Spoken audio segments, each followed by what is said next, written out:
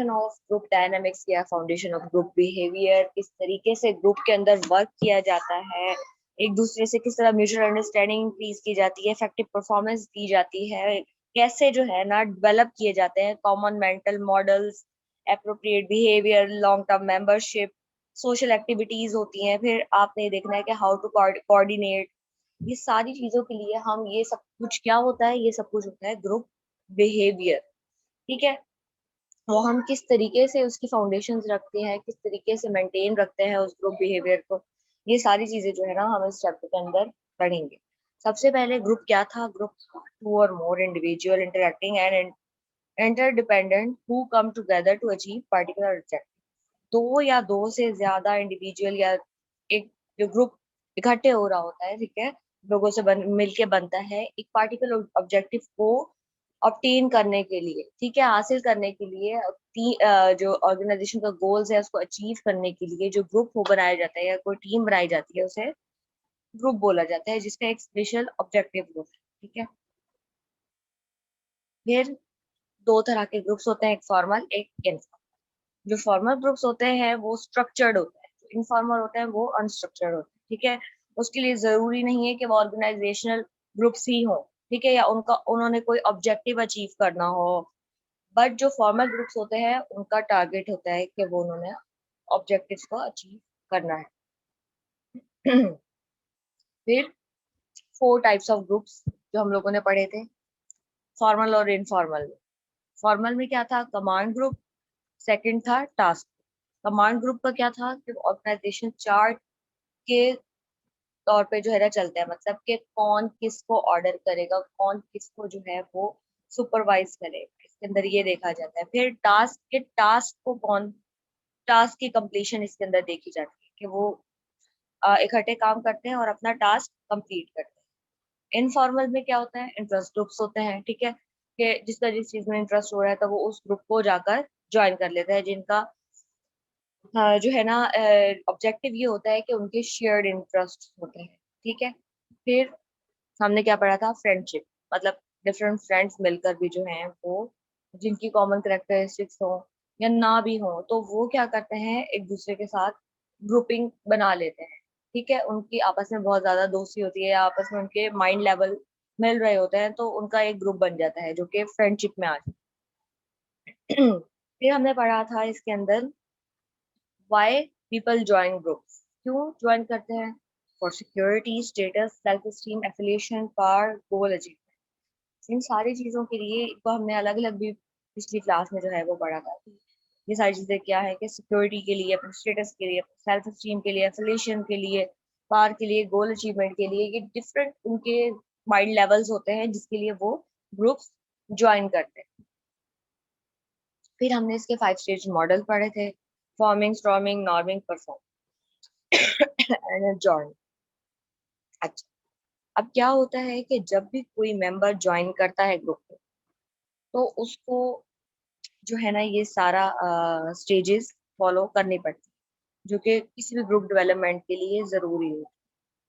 Forming, storming, ये सारे जो मॉडल, ठीक है, इन मॉडल्स को हमने अलग अलग सारा का सारा पढ़ा था कि इसके अंदर क्या होता है। ठीक है, फॉर्मिंग के अंदर जो है वो आपके पर्पस होता है, आपका स्ट्रक्चर होता है, लीडरशिप होती है कि फॉर्म हो रहा है ग्रुप। ठीक है, फिर उसके बाद स्टॉर्मिंग आ जाती है, कुछ कॉन्फ्लिक्ट्स आ जाते हैं तो उसको किस तरीके से जो है ना हमें इसमें देखना होता है।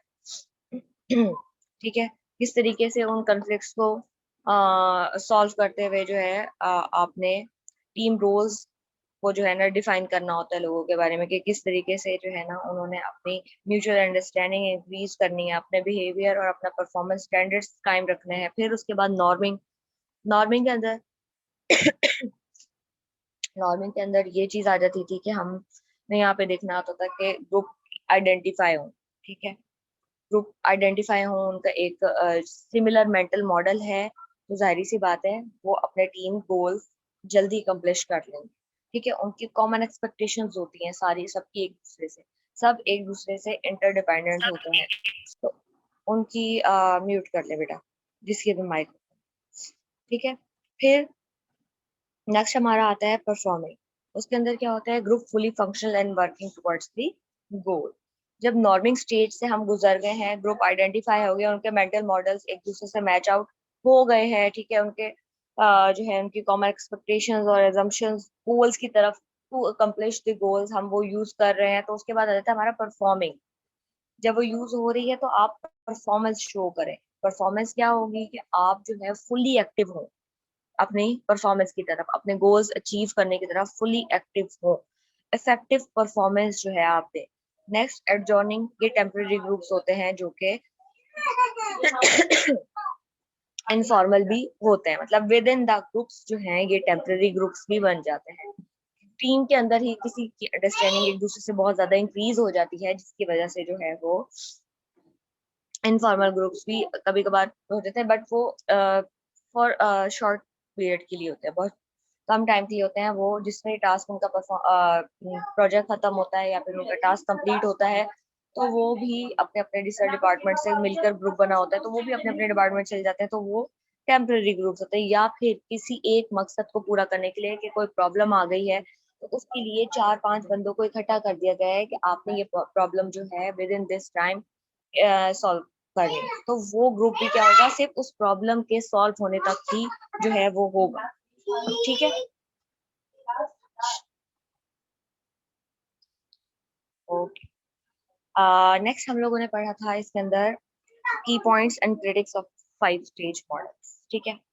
ये क्रिटिक्स कुछ पढ़ी थी हमने कि क्या कुछ मुश्किलात भी आ जाती हैं या कुछ की पॉइंट्स इस तरह के इन स्टेज मॉडल से रिलेटेड आ जाते हैं कि ग्रुप इफेक्टिवनेस, जाहिर सी बात है जब आप ग्रुप बना रहे हैं तो आप चाहेंगे कि वो इफेक्टिवली परफॉर्म करे और अपने टारगेट्स या अपने ऑब्जेक्टिव्स को अचीव करे, ठीक है।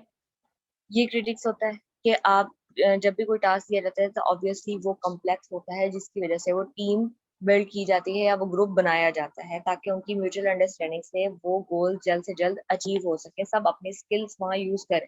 फिर ग्रुप कॉन्फ्लिक्ट्स, जाहिर सी बात है जब ग्रुप बनाए जाते हैं तो वहाँ पे कॉन्फ्लिक्ट्स भी लाजमी राइज होते हैं। कैसे होते हैं कि जब उनका मेंटल मॉडल किसी एक बात के ऊपर मैच आउट नहीं करता, ठीक है, उनकी नीड्स फुलफिल नहीं हो रही होती अकॉर्डिंग टू देयर डिमांड, तो जो है ये स्टेज के ऊपर आ जाते हैं ग्रुप कॉन्फ्लिक्ट। इसको भी राइज सॉरी सॉल्व आउट करना बहुत जरूरी होता है। फिर है ब्लड स्टेज। इसके अंदर ये होता है कि हर चीज कभी सीक्वेंस में नहीं चल रही होती है, मतलब कि जरूरी नहीं जो हमने 5 स्टेजेस पीछे पढ़ी हैं वो सीक्वेंस में चले, ठीक है। लोगों को समझ नहीं आ रहा होता कि अभी हम कौन सी स्टेज पर हैं, ब्लर्ड होता है, ठीक है। मल्टीपल स्टेजेस एक साथ परफॉर्म कर रहे होते हैं, जिसकी वजह से वो एक स्टेज को प्रॉपरली उस स्टेज से नहीं गुजर रहे हो, ठीक है, या कभी एक स्किप करके नेक्स्ट स्टेज पे वो चले जाते हैं। इसकी वजह से थोड़ा सा उनका जो विजन होता है वो ब्लर्ड हो जाता है, ऑब्जेक्टिव उनका ब्लर्ड हो जाता है कि हमने एक्चुअली करना क्या है। तो ये भी जो है ना इस स्टेज मॉडल के अंदर वो हो जाता है, मतलब कि उन्होंने होना नॉर्मिंग पे है बट वो अभी स्टॉर्मिंग में ही है, या स्टॉर्मिंग से हटकर अभी वो नॉर्मिंग में आए हैं, तो नॉर्मिंग स्किप करके वो फॉर्मिंग की तरफ भी चले जाए, परफॉर्मिंग की तरफ भी चले जाए। तो ये सॉल्व आउट करना बहुत जरूरी हो जाता है, ये क्रेडिट्स भी आ जाते हैं। फिर नेक्स्ट हमने पढ़ी थी प्रॉपर्टीज, ग्रुप प्रॉपर्टी, 5 प्रॉपर्टीज थी इसकी। रोल्स, नॉर्म्स, स्टेटस, साइज, अच्छा, सबसे पहले हम लोग पढ़ रहे थे रोल्स कि ग्रुप रोल्स क्या होते हैं, ठीक है। सबसे पहली प्रॉपर्टी थी इसकी roles, the set of expected behaviour patterns that are attributed to papaya given position in a social unit, कि किसको क्या रोल असाइन हुआ है, कोई कौन क्या परफॉर्म करेगा, तो उसका बिहेवियर उससे रिलेटेड ही होगा कि उसका रोल क्या है एक्चुअली ग्रुप के अंदर, उसने परफॉर्म क्या करना है अपने टास्क को अचीव करने के, ठीक है, उनकी पोजीशन क्या होगी उनके यूनिट के अंदर। ये इसके अंदर जो है ना डिफाइन किया जाता है। फिर रोल आइडेंटिटी के उनका बिहेवियर और एटीट्यूड उनके रोल से एसोसिएट हो, कि आप आपको जो रोल असाइन कर दिया गया है तो आपका बिहेवियर, आपका एटीट्यूड, आपका रोल जो है ना वो वाजे कर रहा होगा, आपको शो कर रहा होगा। फिर perception, our view of how we are suppose to act in a given situation. तो आपको आपका रोल आइडेंटिफाई हो गया है, आपने क्या चीज परफॉर्म करनी है, आपका एटीट्यूड कैसा हो, आपका बिहेवियर कैसा हो, ठीक है, विद इन द ग्रुप। फिर आपने ये परसेप्ट करना है कि आप के सामने एक सिचुएशन आ जाती है और आपने उस सिचुएशन को कैसे टैकल करना है, ये इस परसेप्शन के अंदर है। परसेप्शन रिलेट ही जो है ना फ्यूचर नीड से करता है। परसेप्शंस क्या होती है? परसेप्शंस वो चीज होती है जो हमारे फ्यूचर नीड्स को फुलफिल कर रही हो और उसके लिए हम ज़हनी तौर पर करंट सिचुएशन में ही तैयार हो। ठीक है, कि हमने इस सिचुएशन को कैसे हैंडल करना है, कैसे आप एक्ट करेंगे तो वो रोल जो है ना वो आपके रोल परसेप्शन होते हैं। फिर रोल एक्सपेक्टेशंस, एक जो सुपरवाइजर है वो आपसे क्या एक्सपेक्ट कर रहा है कि विद इन द ग्रुप आप कैसा परफॉर्म करें, इस सिचुएशन में आप कैसे अपने जो है ना परफॉर्मेंस लेकर आए। ठीक है, उसकी जो एक्सपेक्टेशंस होती हैं और आप उसी की एक्सपेक्टेशंस पे फुलफिल हो रहे होते हैं, तो वो रोल एक्सपेक्टेशंस आती है कि आपका रोल उसकी एक्सपेक्टेशन से मीट कर रहा है। ठीक है, फिर रोल कॉन्फ्लिक्ट। रोल कॉन्फ्लिक्ट कब आता है? जब एक्सपेक्टेशंस और रोल मैच नहीं कर रहे होते, इनकम्पैटिबल होते हैं। ठीक है, या फिर एक्सपीरियंस की वजह से conflicts rise sorry conflicts rise हो जाते हैं कि जो एक्सपीरियंस होते हैं और अनएक्सपीरियंस होते हैं उनके जो मल्टीपल रोल हो रहे होते हैं वहाँ पर। ठीक है, जाहिर सी बात है ग्रुप जो है वो न्यू ओल्ड सबसे मिलकर बन रहा हो। ठीक है, अब जरूरी नहीं है कि सारे लोग उतने एक्सपीरियंस हो, बट क्या होता है कि उनकी म्यूचुअल अंडरस्टैंडिंग होना बहुत जरूरी है। जब म्यूचुअल म्यूचुअल अंडरस्टैंडिंग नहीं होती है तो कॉन्फ्लिक्ट राइज होते हैं। ठीक है, इनकम्पैटिबिलिटी आ जाती है उनके मेंटल मॉडल्स में, उनकी जो है वो परसेप्शंस में, उनकी रोल्स में, उनके टास्क में, तो जिसकी वजह से जो है ना कॉन्फ्लिक्ट अराइज हो जाते हैं, कॉन्फ्लिक्ट देखने पड़ते हैं। अब क्या होता है कि कैसे सॉल्व आउट होंगे इस सिचुएशन में? फिर ये होता है कि एक ही बंदा मल्टीपल टास्क जो है वो परफॉर्म कर रहा होता है, तो वो अपने टास्क जो है वो समझ लें कि सही तरीके से अपने टास्क को मीट नहीं कर पाता। ठीक है, तो इस वजह से भी उसके अपने ही जहन में सेल्फ कॉन्फ्लिक्ट भी हो जाता है कभी कभार, कि अपने आप में ही जो है ना वो कुछ नहीं समझ पा रहा होता है अपने टास्क को ही, तो ये इनकम्पैटिबिलिटी भी जो है ना वो कॉन्फ्लिक्ट का बायस बन सकती है। तो वो रोल कॉन्फ्लिक्ट कर देता है कि वो अपने ही रोल को नहीं समझ पा रहा है कि किस वक्त उसने क्या चीज परफॉर्म करनी है। ठीक है, फिर सेकंड प्रॉपर्टी है हमारी norms. acceptable standards of behavior within a group that are shared by the group members। ठीक है, नॉर्म्स क्या होती है? नॉर्म्स नॉर्म्स होती है हमारी रस्म। ठीक है, कि उसमें ये होता है कि एक स्टैंडर्ड बिहेवियर होता है विद इन द ग्रुप जो कि हर मेंबर को अपनाना हो। ठीक है, हर मेंबर का जो ग्रुप बनाया गया है तो उनकी नॉर्म सेम हो। ठीक है, उनके रोल बेशक डिफरेंट हो बट एक स्टैंडर्ड बिहेवियर होगा जो उस पूरे ग्रुप को आइडेंटिफाई करे। वो क्या कहलाएगी? वो उसकी नॉर्म कहलाएगी। ठीक है, वो कोई भी बिहेवियर हो उनका। ठीक है, अब यहाँ पे आज नेक्स्ट आता है powerful means of influence behaviour और परफॉर्मेंस नॉर्म। मतलब कैसे जो है ना वो उस नॉर्म को अपने ग्रुप की आइडेंटिफाई करवाने के लिए उसको लेकर चल रहे हैं। ठीक है, कैसे? Lessons from the Hawthorne study. अब इस स्टडी से ये पता चला है productivity increased by group were paid attention to by the observer not because of change in environment। अब हमने ये देखा था कि जिस तरह मार्केट ट्रेंड चेंज हो रहे होते हैं, एनवायरनमेंट चेंज हो रहा होता है, कोई भी सिचुएशन ऐसी आ जाती है तो उसके लिए ऑब्जर्वर ये कह रहा है कि productivity increase by because groups were paid attention by to by observer not because of the change in environment। कि ऑब्जर्वर उनको वो इस चीज पे पे कर अटेंशन अपनी रखते हैं कि हमने प्रोडक्टिविटी जो है वो कैसे इंक्रीज करनी है, मीन्स कि आप वो एनवायरनमेंट को समझ लें एक तरीके से इग्नोर कर। ठीक है, एनवायरनमेंट के चेंज नहीं देख रहे होते कि अगर एनवायरनमेंट चेंज आ रहा है तो हमने अपने सिचुएशंस को कैसे हैंडल करना है। ठीक है, वो ये चीज नहीं देख रहे। वो ये नहीं कहते कि हम लोग जो है वो इस तरीके से प्रोडक्टिविटी इंक्रीज कर लेंगे। वो उस फैक्टर को जो है वो बिल्कुल एक तरफ कर देते हैं, उसके ऊपर तवज्जो नहीं करते। फिर workers in group do not maximize individual reward. फिर क्या होता है, जब within the group work हो रहा होता है और उनका टास्क जो है वो अचीव करने की तरफ बढ़ रहे होते हैं, आइडेंटिफाई हो रही होती है उनकी अचीवमेंट्स, तो वहां पे ये चीज आ जाती है कि आप उनको रिवॉर्ड चाहिए होते हैं, उनको रिकग्निशन चाहिए होती है विद इन दी ग्रुप। ठीक है, अगर इंडिविजुअली वो मैक्सिमाइज नहीं हो रही होती है तो वहां पर भी इस सिचुएशन को टैकल करना लाजमी हो जाए। ठीक है, क्योंकि ये भी हमारी जो है वो मतलब रिसर्च के जरिए जो ये हैथन स्टडीज है इसके जरिए ये सामने आया है यही चीज कि रिवॉर्ड्स जो है ना, इकोनॉमिक रिवॉर्ड्स उनको नहीं मिल रहे होते, इकोनॉमिकली उनको उनकी एनहांस नहीं किया जा रहा होता उनकी परफॉर्मेंस को, तो ये भी जो है वो मसले का बायस बन सकते हैं यहाँ। फिर group standards are set and enforced by the group itself. फिर ग्रुप स्टैंडर्ड्स हो जाते हैं, अब वही बात आ गई है कि जब टीम टीम नॉर्म्स बनती हैं। टीम नॉर्म्स एक्चुअली क्या होता है, सबसे पहले तो टीम नॉर्म्स को समझना जरूरी है, तब आप ये आगे सारे स्टेप्स को समझ जाएंगे। टीम नॉर्म्स क्या होती हैं एक्चुअली, वो होती है इनफॉर्मल रूल्स, उनको भी हम कह सकते हैं। जो टीम नॉर्म्स होती हैं वो इनफॉर्मल रूल्स होते हैं, किसी के भी किसी की शेयर्ड एक्सपेक्टेशंस भी हो सकती हैं।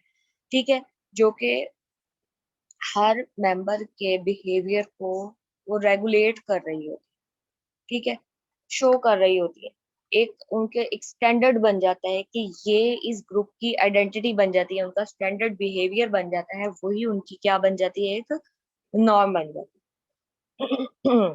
फिर इसके अंदर डिफरेंट चीजें मजीद डिफरेंस आ जाता है कि आप कैसे जो है वो एक्सपीरियंस कर रहे होते हैं अपने प्रेशर्स को, अपने टीम मेंबर्स को किस तरीके से एनफोर्स कर रहे होते हैं नॉर्म्स की तरफ, बट वो होती टेम्पररी।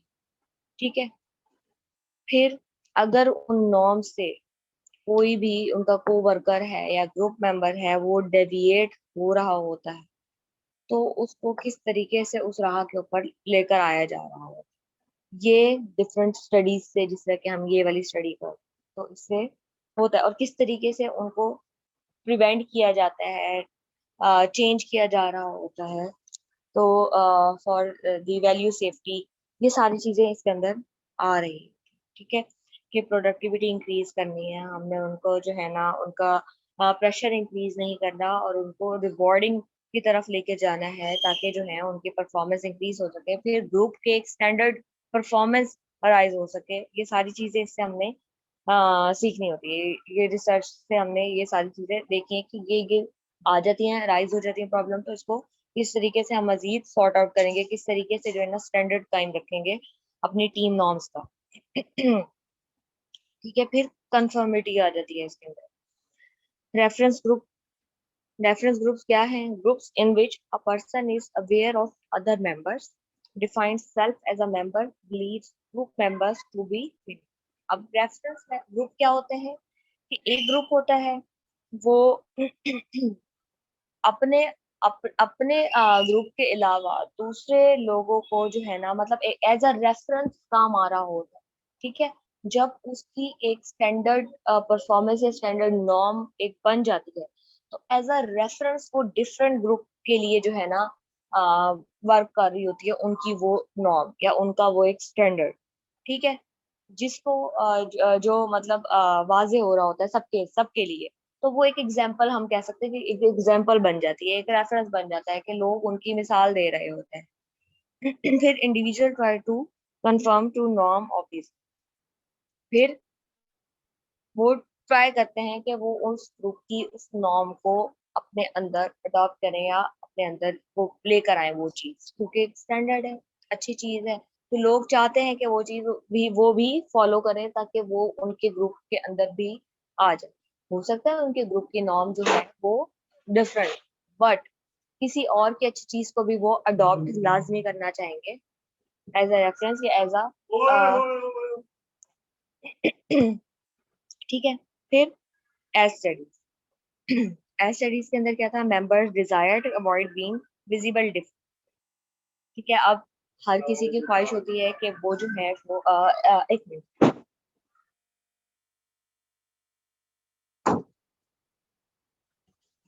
एक दूसरे से मुनफरिद नजर आए, ठीक है, और उनकी वो यूनिकनेस जो है वो विजिबल भी हो लोग, ठीक है, ये उनकी, ठीक है, desire to avoid being visibly different. अब क्या होता है कि ग्रुप के अंदर ये चीज नहीं आती कि वो एक दूसरे से मुनफरिद हो, ग्रुप की नॉर्म सेम होगी, ग्रुप का बिहेवियर सेम होगा, उसमें अगर कोई भी एक बंदा डिफरेंटली रिएक्ट कर रहा होता है ठीक है, तो वो मतलब वो ग्रुप का हिस्सा नहीं लग रहा हो, तो इसलिए इस चीज को भी मेंटेन करना लाजमी है, ठीक है, उनके अंदर ये डिजायर होने चाहिए कि उन्होंने विजिबली डिफरेंट नहीं होना है, वो अवॉइड करते हैं इस चीज को। फिर members with different opinions feel extensive pressure to align with others.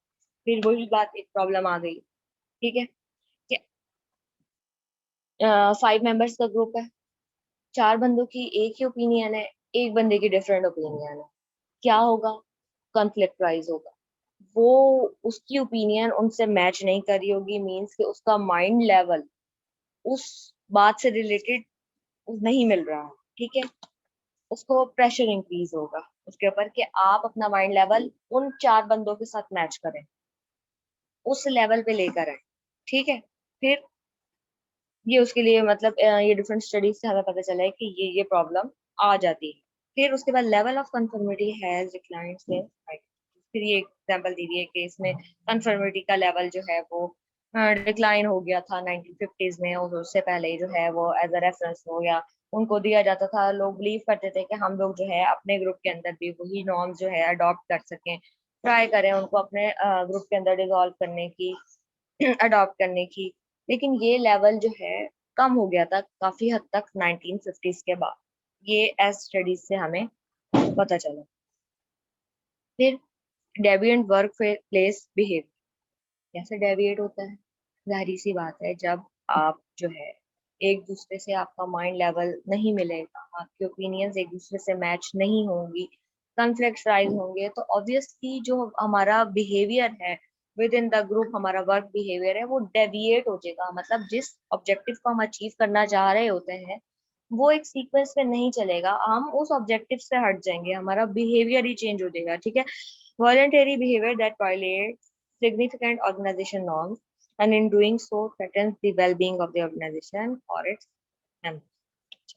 अब हमारा जो है बिहेवियर है वो डेविएट होगी, ठीक है, कैसे, it is likely to flourish when supported by the group norms, people are in groups, ठीक है। अब वही बात आ जाती है कि जब ग्रुप बिहेवियर हमारा डेविएट हो रहा होता है तो उसको मेंटेन करना जरूरी हो जाता है, ठीक है, ठीक है। अब वो कोई भी तरीका हो सकता है, और ये ग्रुप की वेलबींग के लिए भी अच्छा होता है, ऑर्गेनाइजेशन के लिए भी अच्छा होता है, और ग्रुप मेंबर्स के लिए भी, कि आपने जो है वो अगर वो अपनी लाइन से हट रहे, ठीक है, अपने बिहेवियर से वायलेशन क्रिएट कर रहे हैं, वो कॉन्फ्लिक्ट राइज कर रहे हैं, वो अपने बिहेवियर से डेविएट हो रहे हैं, कि जो अपना उनका मिशन है, उनके गोल्स है उससे डेविएट हो रहे हैं, तो आपने किस तरीके से उनको दोबारा से मोटिवेट कर कर एक सीक्वेंस में लेकर आना,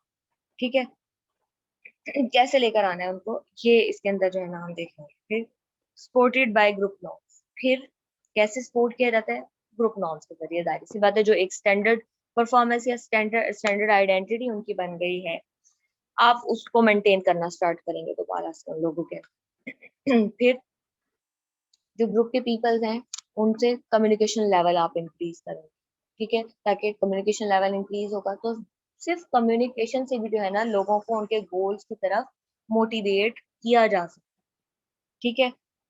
फिर ये सारी चीजें जो है ना एक किसी भी उसको ऑर्गेनाइजेशन के सॉरी ग्रुप के अंदर उसकी नॉर्म्स को मेंटेन करने के लिए कर सकते हैं।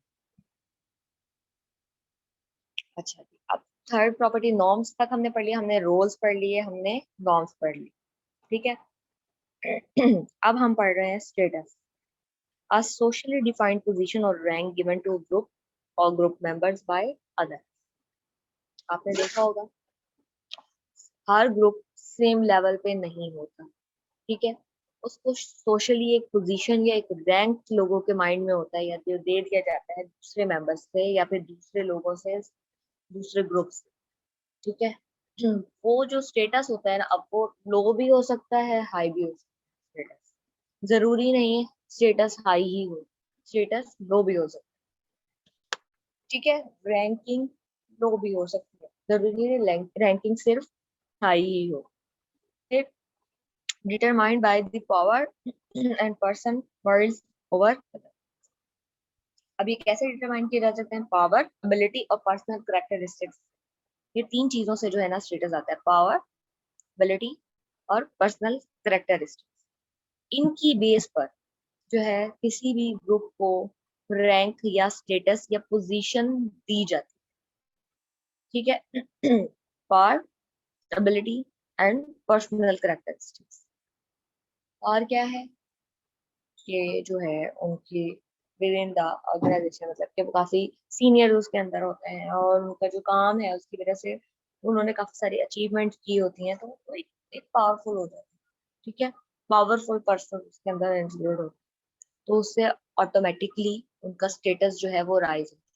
फिर एबिलिटीज, एबिलिटीज क्या होंगी? उनकी स्किल्स, उनका कॉन्ट्रीब्यूशंस, उनके ग्रुप जो वो गोल्स अचीव कर रहे हैं इफेक्टिवली, वो चीज उनकी किस चीज में आ जाएगी? एबिलिटी के अंदर आ। फिर पर्सनल कैरेक्टरिस्टिक, कि वो पर्सनली जो है उनके अंदर कितनी स्किल्स, कितनी एबिलिटीज हैं, किस तरीके से वो म्यूचुअली कंट्रीब्यूट कर रहे हैं अपनी स्किल्स को, किस तरीके से वो उनका जो है म्यूचुअल अंडरस्टैंडिंग आपस में ज्यादा है, जिसकी वजह से वो अपनी परफॉर्मेंस इंक्रीज कर रहे हैं। तो पर्सनल कैरेक्टरिस्टिक्स इंडिविजुअली बहुत मैटर करते हैं स्टेटस लेवल। और कैसे आप उन स्किल्स और एबिलिटीज को, पर्सनल कैरेक्टरिस्टिक्स को गोल्स अचीव करने के लिए आप यूज कर रहे हो, जिसकी वजह से जो है आपकी रैंकिंग, आपकी पोजीशन भी इंक्रीज हो रही होती है विद इन द ग्रुप। और जब विद इन द ग्रुप लोगों की पोजीशन इंक्रीज हो रही होती है तो ऑब्वियसली ऑटोमेटिकली जो वो पूरा ग्रुप है वो आइडेंटिफाई हो रहा होता है विद दैट पोजीशन और विद दैट स्टेटस, ठीक है, विद दैट पॉजिटिव इफेक्ट। अगर उनका बिहेवियर पॉजिटिव है, ठीक है, और सक्सेसफुल है, तो ऑब्वियसली उनकी रैंकिंग अप। बट यही चीज अपोजिट हो जाएगी जब आप नेगेटिवली रिएक्ट कर रहे होंगे, नेगेटिवली बिहेव कर रहे होंगे, कॉन्फ्लिक्ट्स बहुत ज्यादा हो रहे होंगे ग्रुप में, तो उनकी रैंकिंग लो से लो होती है। लोग उनको आइडेंटिफाई करेंगे कि ये जो है ना कॉन्फ्लिक्ट, ठीक है, डिफरेंट नेम्स उनको देंगे, ठीक है। रैंकिंग भी उनकी लो होगी कि ये अचीव नहीं करते, फिर उनको मजीद ट्राई तो करेगी एचआर के उनको मोटिवेट किया जाए, बट उनकी रैंकिंग लो होगी।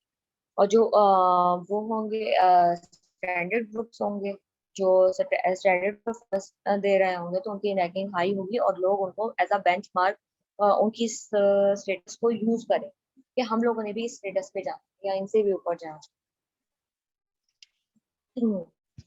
इम्पैक्ट ऑफ स्टेटस क्या होता है? High status man often have more freedom to deviate from norm। इसमें क्या होता है कि आपने जब एक स्टेटस अपना मेंटेन करना होता है, तो जो आपकी स्टैंडर्ड नॉर्म्स है, जो आपने एक अपनी रस्म रखी हुई, उससे ऊपर के लेवल पे सोचना, ठीक है, उससे मजीद ऊपर जाना होता है, अपने आप को फ्री करना होता है कि आपने सिर्फ इस नॉर्म के अंदर ही, इस सर्कल के अंदर नहीं रहना। आपका मकसद है कि आपने मजीद अचीव करना है, इसकी वजह से जो आपका स्टेटस हाई होगा, ठीक है। Are better able to resist conformity pressures. Conformity pressures क्या थे कि एक अभी जो हमने पीछे पढ़ा था कि आप जो है वो मेंटेन नहीं कर पा रहे होते हैं, डिफरेंट कॉन्फ्लिक्ट राइज होता है, आपका मेंटल जो है, मेंटल मॉडल जो है वो एक्सेप्ट नहीं कर पा रहा होता है। तो आपने उसको बेटर बना, ठीक है। जब आप उसको बेटर बनाएंगे, आप कंफर्मेटिव प्रेशर को अडॉप्ट करेंगे, अपने अंदर रेस्ट करेंगे, ऑब्वियसली आप जो है मोर फ्रीली मूव कर सकेंगे टुवर्ड्स योर गोल्स, ठीक है। और जब ऑब्वियसली जब गोल्स की तरफ होंगे तो आप परफॉर्मेंस इफेक्टिवली परफॉर्म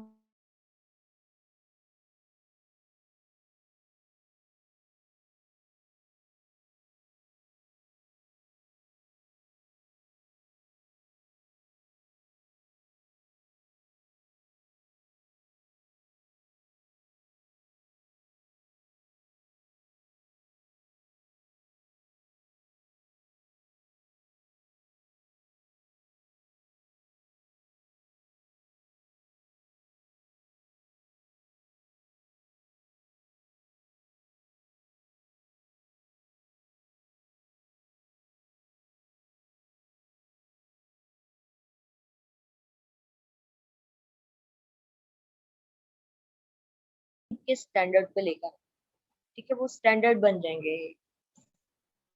कैसे? High status people are more sought. आपने देखा होगा कि हमेशा हाई सोसाइटी या हाई स्टेटस लोग जो होते हैं वो अट्रैक्टिव होते हैं, ठीक है। लोग चाह रहे होते हैं कि हम उनकी इस चीज को अडॉप्ट करें, हम भी उनके जैसे दिखें, ठीक है।